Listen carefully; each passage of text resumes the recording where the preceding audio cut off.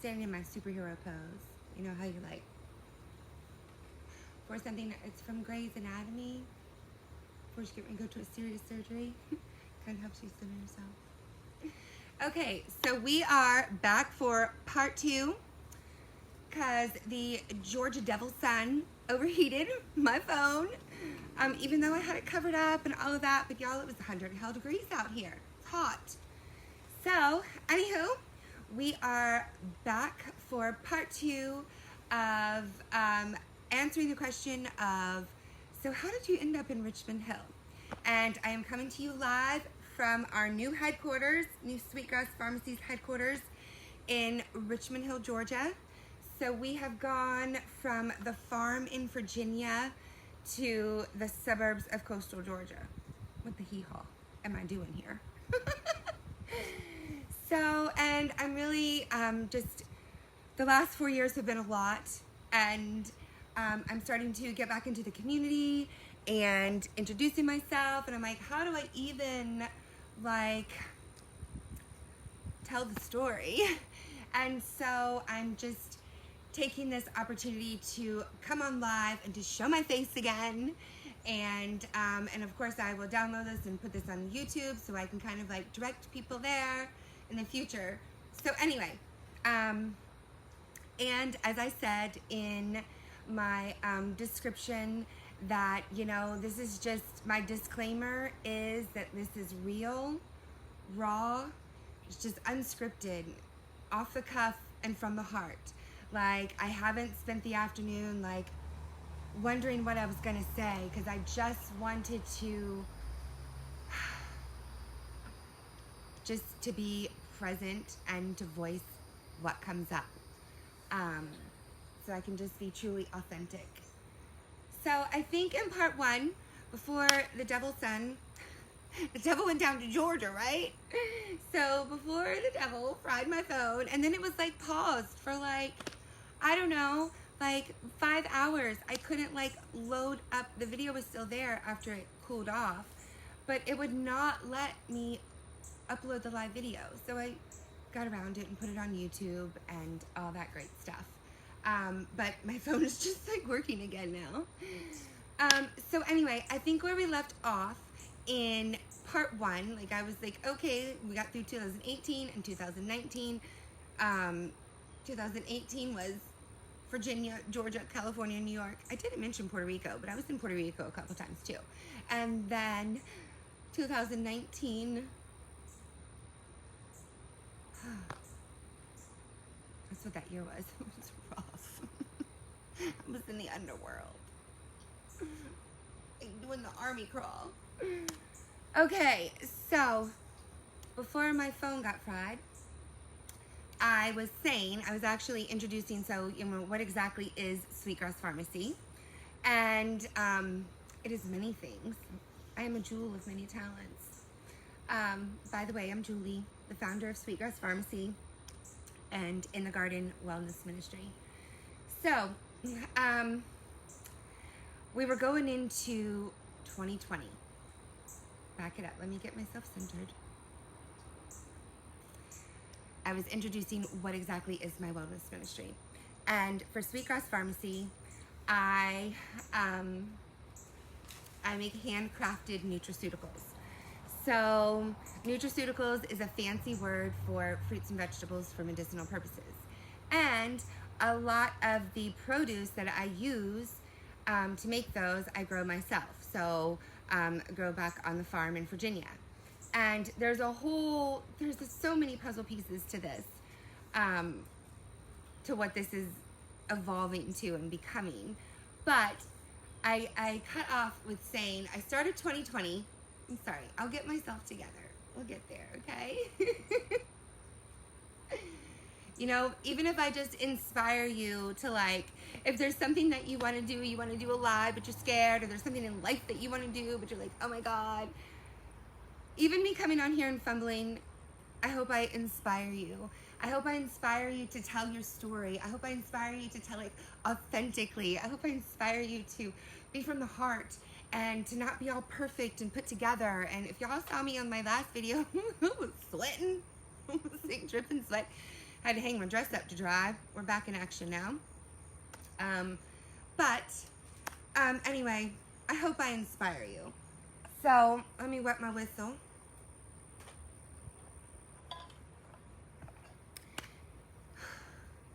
"2020. That was a year for us all, wasn't it? So for me, 2020 started out with like, okay, you've had enough rest. You spent like 5 months in the garden. Get your butt up. I'm back in the saddle. And so my first grand and glorious adventure was to the Rogue Food Conference in Kentucky. And so I don't know if you all are familiar with Joel Salatin, who is the lunatic farmer. He's amazing and brilliant of Polyface Farm. And he's in Virginia. And although I didn't know of him in Virginia before this, but many of us around the country came to this conference, and it's called Rogue Food Conference. And so it's so many of us that are like fighting for food freedom. You know, like I said, in 2018, when I was going through the commercialization process, like I learned like how brutal it is. And, you know, as a farmer's daughter and a long line of farmers, I mean, you know, we're used to growing our own food, and there's so many regulations, rules and regulations for actually like producing food. Like I've always said that like the health department and all of them, like they eat red tape for lunch and poop it. Your business. I've been in this game for a long time, and I could tell you the stories. So anyhow, it was, and he wrote the book, Joel Salatin wrote the book, Everything I Want to Do is Illegal. And, you know, it's not talking about like drugs or things like that, but it's like talking about like how those of us that are, you know, have been raised on the land and that work the land and grow food, like how bad we are regulated, that we can't do like the ways we used to. It goes through this whole commercialization process and just kills the purity and the genuity of it. And so there's so many of us that are fighting for food freedom. So I went to that conference, and it was kind of like my first time back out since, you know, all of the hoopla in California. And I remember sitting at the airport waiting for my flight to come back home, and it was the first announcement of COVID, like, you know, that it had been when it was in China or however. And I was like, oh shit. You know, I just remember hearing it. That was early January, like near the end of January. And then, you know, I came down for a trip for Valentine's Day to see my girl. So I was here again in Richmond Hill. And then I went back home, and then, you know, that from January and February, of course, March is when like shit hit the fan with COVID. And like, oh my gosh, I have to say this about Richmond Hill, like the school system. They had their act together. I was so unbelievably impressed. Like that, you know, when it first came out, like they were gonna have to close the schools, everybody was freaking out. The kids had a long weekend that weekend, like an extra Monday off for a teacher work day or so. Oh, probably President's Day, because that's usually around that time. No, this was in March. I don't know. They had a teacher work day. And then so that we're gonna sanitize the buses and everything will be fine. Well, let's take, you know, that was the Monday, and then they said on Tuesday, like, we need one more day to make sure everything's sanitized and we're all good. And then on Wednesday, they announced that they were gonna close school like through the end of the month or whatever it was. And, you know, Livy and I are like texting back and forth because there's also like, you know, notifications like, oh, they're gonna close the borders. And I'm like, oh hell no. If something is going down, my kid is gonna be with me. And so I remember, you know, being on a juice shift, and I was making stuff, and I was like, you just let me know, baby, and I will wrap it up, and I'm on the way. And so, you know, they called it, and so I like jumped in the car and like drove straight through. I think I got here, you know, like the wee hours of the morning. I've been known to drive through the night. And I got here in Richmond Hill through the wee hours of the morning, scooped up my baby girl, and Richmond Hill had their act together. Like by lunchtime on Wednesday, they called it Tuesday night, and I drove through the night, And by Wednesday morning, like at lunchtime at 11 o'clock, you could drive through and pick up your kids' Chromebook. And so we scooped it up and then literally drove back to Virginia. And like, I take so many pictures of everything, you know, like I'm always like, I do a lot of content in the background. And like, I was going through my pictures the other day and I was like, holy crap. I was making juice at this time, and then before I know it, like I didn't think this morning when I woke up I was going to be with my baby girl again in Georgia. And then it was like, and then like the next day by like, I don't know, early afternoon, we're back in the juice box, like juicing. I was like, what the hell? Ping pong ping. That was a bungee mission. That was a pew pew. So I'm all excited that like everybody's like shelter in place. And I'm like, shelter in place? I'm like, oh hot damn, this is my jam. Like that's what I've been doing for the last year, you know, and that's our lifestyle. We were like, grow food. And I'm like, we've got it. One of my friends was like, I have an urgent message for you from the angels. They said, get lots of seeds and grow food. And I'm like, bitch, do you know who I am? I got this. So anyways, so I was so excited about like the shelter in place. I'm like, and my baby girl is home and everybody's like staying home. And I was like, we're gonna homestead and homeschool. I was like, yes, I was excited. And you know, we're like fresh air and on the farm. We didn't get like stuck in our apartments and stuck in our neighborhoods or whatever.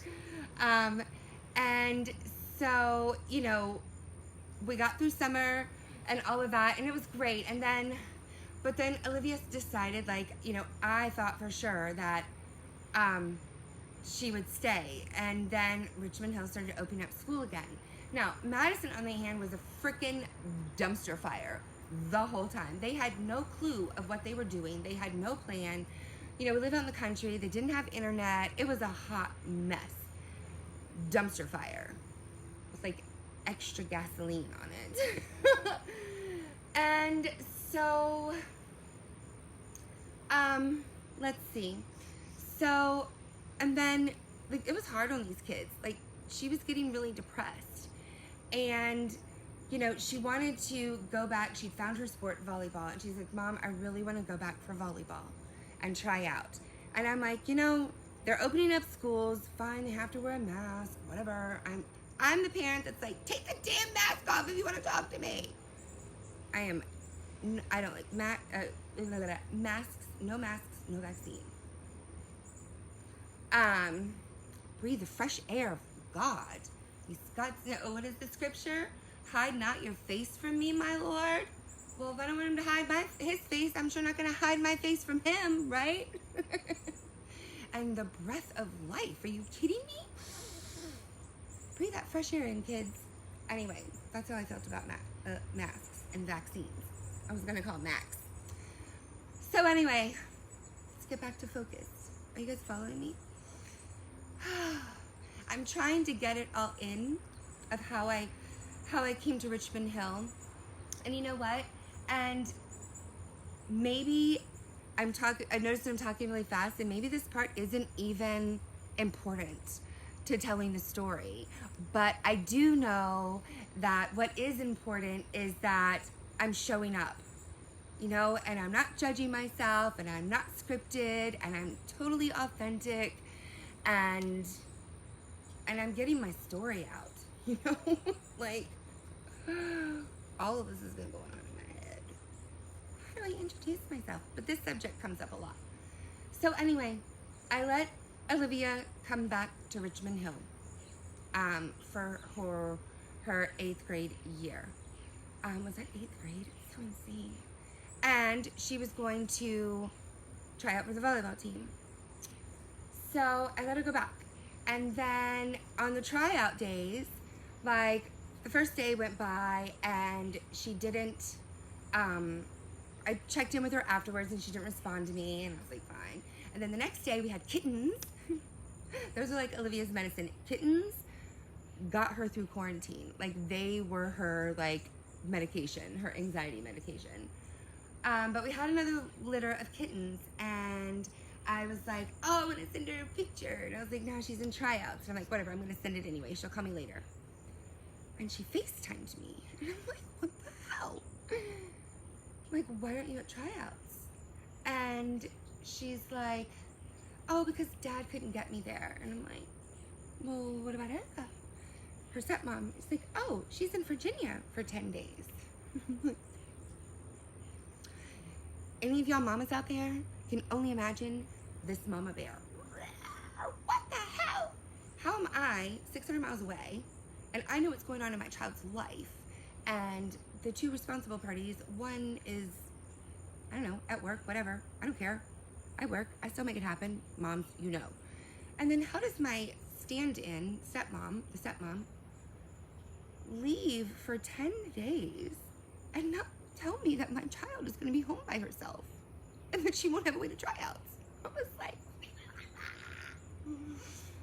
and bless her heart, Olivia had an anxiety attack, probably caused by me because I was raw. I was the demon bitch from hell, mom. Y'all know when you gotta be that way with those babies. Raw. I wasn't so much mad at her, but I was just mad. And so she had an anxiety attack, and she's like, Mom, please come get me. Please come get me. Like, if I'm gonna be a good kid and mine will turn out okay, I need to be with you. And so again, pew, another bungee mission. However, I did bring, she had gone back and forth several times during the summer. I think once. I think she came back for the 4th of July. But anyway, so I already am, August, I'm already into 4 trips back and forth, ping-ponging. And so I came and got her, and I took her back, and I'm like, yes, I get to homeschool and homestead again. Like, this is it. But Madison didn't know what the hell they were doing. I already had her registered in Richmond Hill. They did have the option of online school. And so basically, I had her in Virginia with me on the farm doing Richmond Hill virtual school, like Georgia virtual school. And, bless her heart, she did good. No, she didn't. I lie. She didn't. That's just me being a mom. Oh, she's great. No. These kids, what they went through was so hard. And I had her back home, and they were trying to do virtual.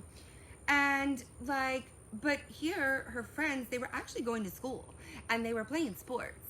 And my parents back home were like, well, that's what all the kids are doing. And I'm like, yeah, that's what all the kids are doing here, but not in Georgia. They're going to school, And I mean, they had to wear a mask, but I was like, fine, whatever. And so by November, August, September, October, by November, bless her heart, she tried, and she was so miserable. And so I had to let her go again.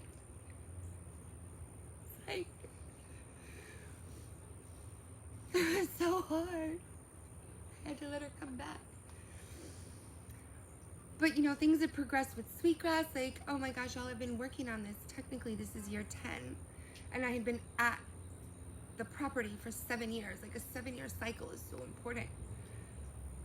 But I was, wrestling with, what do I do? And I just, had to let her go. And I came down here for Christmas.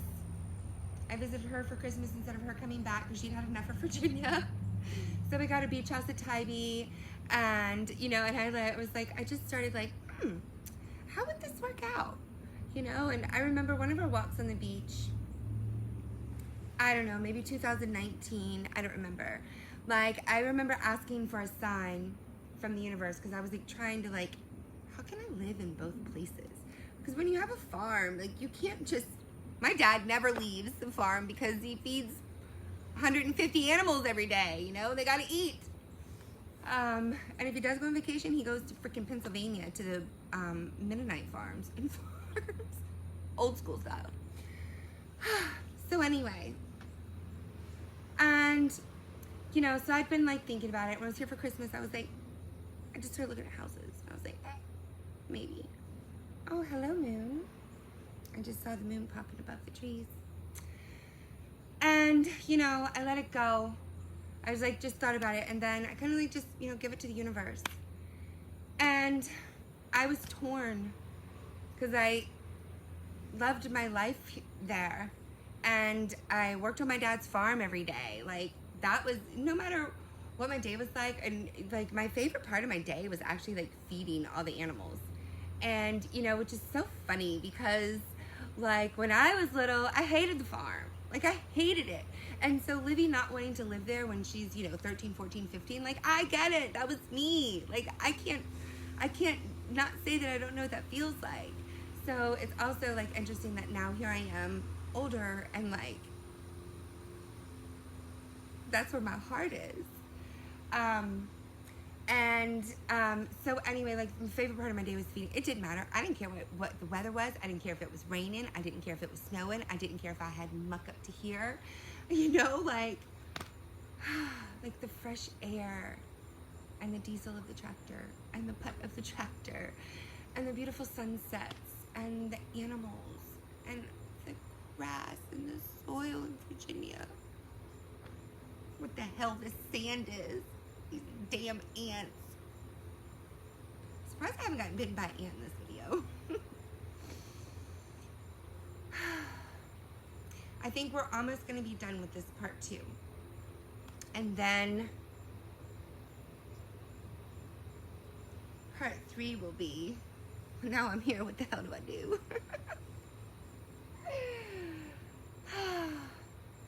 So 2021 comes around and I'm like torn, you know, because I couldn't leave my dad, can't leave my farm, I can't sell my farm, like I've been working on this forever, like this is my thing, it's almost, we just got to put the pieces of the puzzle together, because I've been working on a lot of it. And then there was a big family feud going on my father's side. And it was ugly. I'm just gonna leave it at that. I don't need to tell personal details, right? I'm trying to keep the personal stuff out. And my dad and I got in a big fight. My dad's like my best friend. My dad and I got in a fight. And he was like, rah, rah, rah. You go over there, and you stay over there. Telling me to go back to my farm. Because I literally could like walk. And so I was like, fuck. And I left my little pickup truck, my little farm truck, because his truck, but it's my truck. And I was like, fine, and I'm walking home. I'm like, I guess I'm moving to Georgia. I cried on the way home. And that was like in March. And my dad and I did not speak for like 2 months. He was really mad at me. He wasn't mad at me. He was mad at himself. But he and I are like peanut butter and jelly, and I was right there. I was one to take the brunt. And he has a whole lot of talk, and I will walk my talk. So, and then after that, it got crazy. So this is my last, I mentioned in my other video, from April of last year. So that was March, hold on, I'm sorry.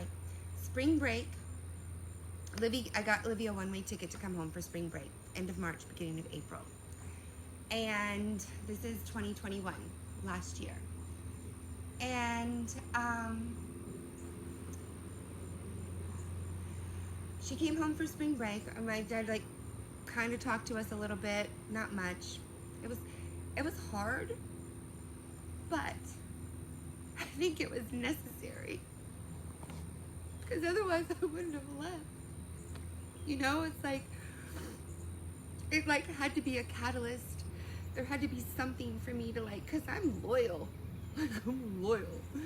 And I think that it, you know, that had to be the catalyst, and like, you know, cutting the cord and him using his anger to keep me away, that allowed me to break free.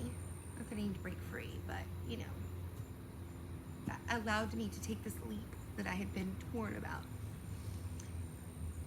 Everything's in hindsight, you know, you always got to know when you're going through something. You're like, okay, just wait till I get to the other side, and then I'll have good vision again. I'll understand it all, right? It's just so important. You just got to trust the process, trust the trenches, know that you have triumphs coming, okay? Like, know it. And so anyway, I took Livy back after spring break. I got her one-way ticket home, and I drove her back. And I spent like a couple days driving around, learning the area. I mean, I knew it, but when I was here, I was just going to her, her dad's house and the mall and the beach and whatever. So I like took her to school every day and picked her up, and between school, I would just drive around and learn Richmond Hill. And that was the first week of April. And like, I remember like being right around, I'm in Main Street. And I was like right on the other side of the tracks, this really cute little like neighborhood. And I remember being there and just being like, guide my path, like let me know. And around the corner comes this lady walking, and I asked her something about the neighborhood, and she's like, oh, I don't really know, but my daughter-in-law lives here, and she's a real estate agent. And so like we met, and it was like, it was just perfect. It was like God sent. Like she was my angel.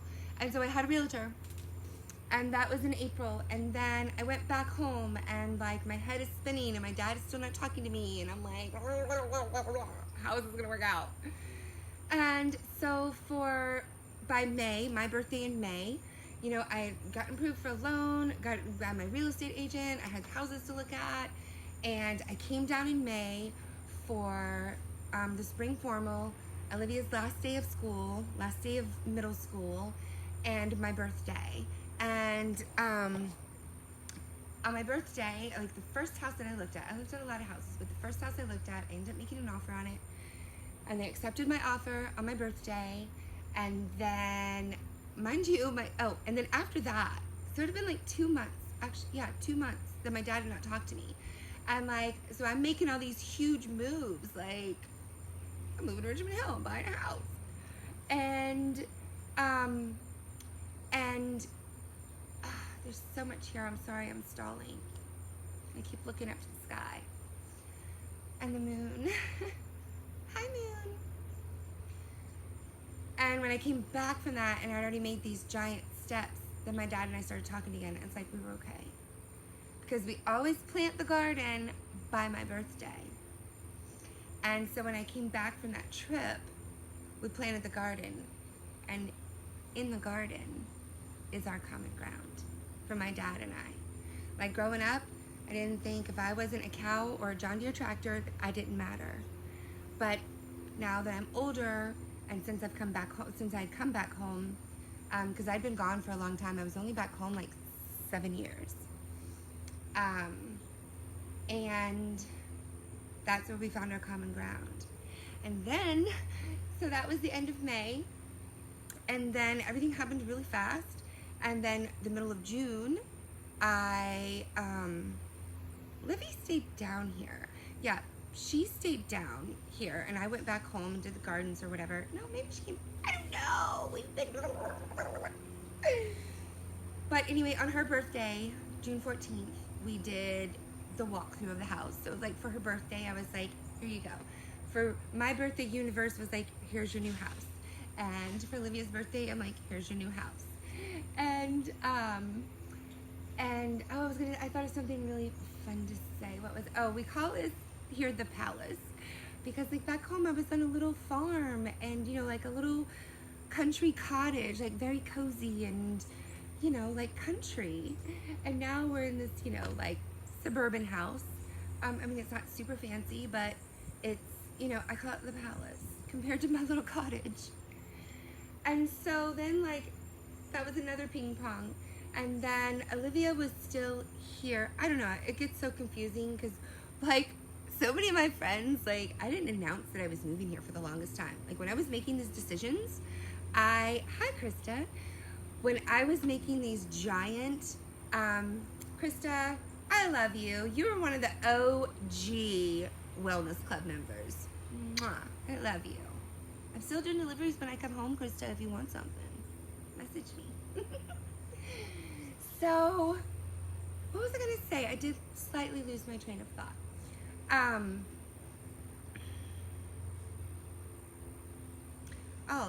People have been asking like where I didn't announce these big decisions because I didn't want everybody else's interesting points of views. Like I had to be here. I had to be here and I had to be here. and to know what was right for us. And I had to trust in the unknown. Like, I had no idea of how this was going to turn out. Like, because, you know, you can plan a whole lot of things, but Lord knows. That's what they talk about. Oh, you think you're going here and like this. So, anyways, I still didn't know what I was going to be doing with my property, but July. We closed in June. In July, I drove down a whole, like, SUV of my plants and my crops, right? And this was before I realized the devil Georgia sun and the 100-degree weather. Although I put everything underneath the patio, you know, whatever, but bless its heart, it tried. And then I scooped up Olivia. We stayed here one night. I scooped up Olivia. We went back to Virginia for the county fair for her to, like, help her cousin show animals and go to the tractor pull and the derby and, like, our summer fun. And I was supposed to be getting a U-Haul that weekend and have, like, all weekend to pack. I didn't get it until, like, Monday morning when we were supposed to be leaving, and it was, like, smaller. And so I, like, and my grandmothers had passed away, and so I inherited a bunch of their stuff. And so all of a sudden I'm like going into a completely different life down here that I don't know.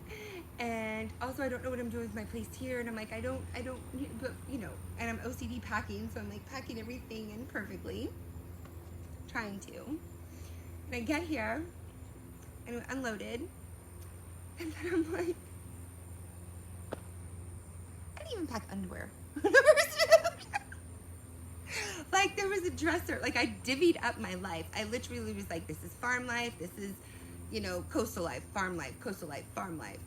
And, like, so a dresser that I was going to bring, like, had my, you know, intimates in it or whatever, and it didn't make it on the trailer. And then I'd done, like, a fresh load of laundry, and that didn't make it on the U-Haul. And I was like, I don't have underwear. And I didn't have, like, my favorite pair of jeans, you know, like, when life is shit and you just want to, like, put on your favorite pair of jeans and everything's good. I didn't even have those. And it was so, I'd been ping-ponging so much, and it was all so crazy. And then I was like, and Livy was getting ready to start school, and I was like, I gotta make one more trip back. I gotta go get some stuff. And, you know, I, like, oh my God, I woke up that morning, but me being the warrior that I am, no, I woke up that morning, I was like, I felt like I got hit by a truck. Like, I was so sick. And it was from the stress, and then, you know, I'm not used to, like, central air. Not back home. My fans and country living, you know, fresh air, low electric bill. And so I was out in the sun, like, burning up and hot, and then going into the AC, and then, like, the stress of everything. And I woke up that morning, and I was like, whoa. And I was like, I am on a mission. I am going back to Virginia. And I drove back, and I had, like, a long weekend. Of course, my dad's, like, happy to see me back. And I didn't tell my dad that I was moving until, like, 10 days before. And the whole time, Libby's like, when are you going to tell your dad? When are you going to tell Grandpa? And I'm like, I finally told him in the garden. I figured that was safe space. So hard to even pretend. But also, I needed to. So I drove back, and then my dad had me working, like, for 2.5 days, and I was supposed to be packing all my stuff. And it's like 9 o'clock on a Saturday, 9 o'clock at night, and I haven't even packed up, you know, my stuff. And then I was like, forget it. I'm just gonna shove what I can in the Jeep, because I had a friend that was gonna take a trailer or whatever. And I came back, and I don't even know how I got back home, y'all. I was so deliriously sick. But I made it. And then Olivia started her first day of high school. And I became a suburban volleyball mom to a freshman in high school. Completely flipped my script. And I also hadn't decided what to do about Sweetgrass. This is getting to be a long video. Hi, Krista. I don't really care if nobody watches it. I'm just telling my story. I told y'all to get some damn popcorn. We're telling the story. Even if I just had to get it out and had to share it. Even going back and watching it later, you know, there's something about being like seen and heard. And I've been doing like Dear Diary vlogs that are just for me, just for fun, never tell anyone. And it's like me doing a video, seeing myself and like whatever's on my heart that day. And, you know, and it's like so healing. And so I bet when I go back and watch this video, I'll be like, I love you, Julie. You're so funny. Because y'all, I'm back. It feels so good. But anyway, I feel like this video is getting long. And it's all in the chaos of it. And does it even matter? Or maybe I'm just coming up to a part that hurts really bad.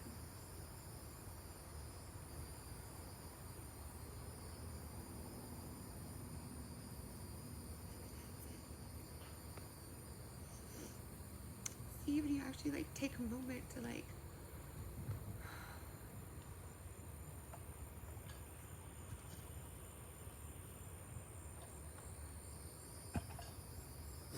so people ask me how I like it here in Richmond Hill.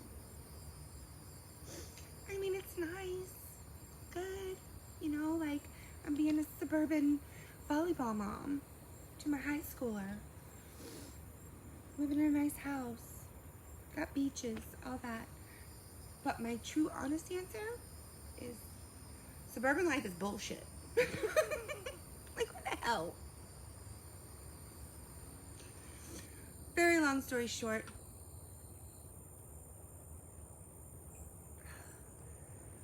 I ended up selling sweetgrass.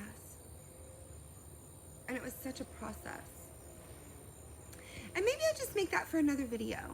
You know, I think I'm done here, honestly. Because it's been a long video. Maybe I just need to process that. And maybe this video was just for me to be seen again and to tell my story. I keep looking at the moon.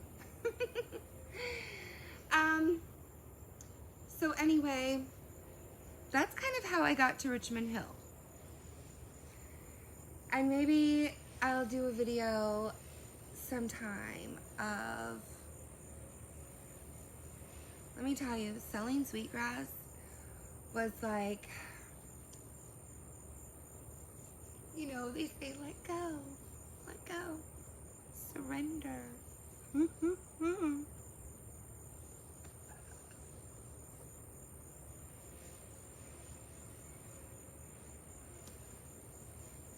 I loved that land so much.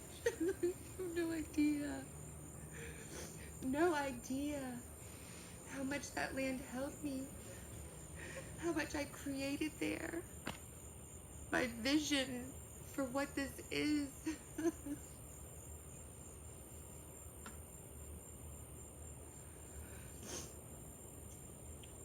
But I'm okay now. I actually finally went back and visited for the first time my last trip home. And the new owners love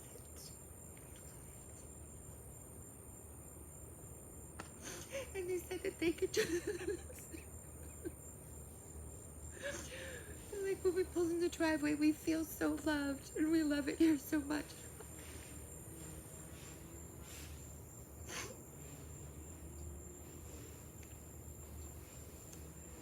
But you can't hold on to the past if you want to receive the future, right? So anyway, okay, now that I'm a hot mess, I'm gonna let that process. I'm gonna come back for another video now that I'm back. I'm gonna go be a mom right now with my girl. So anyway, that's how I ended up in Richmond Hill. So now that I'm here, what the hell am I gonna do? I wonder. Bye everyone. Ciao for now. I'll see you soon.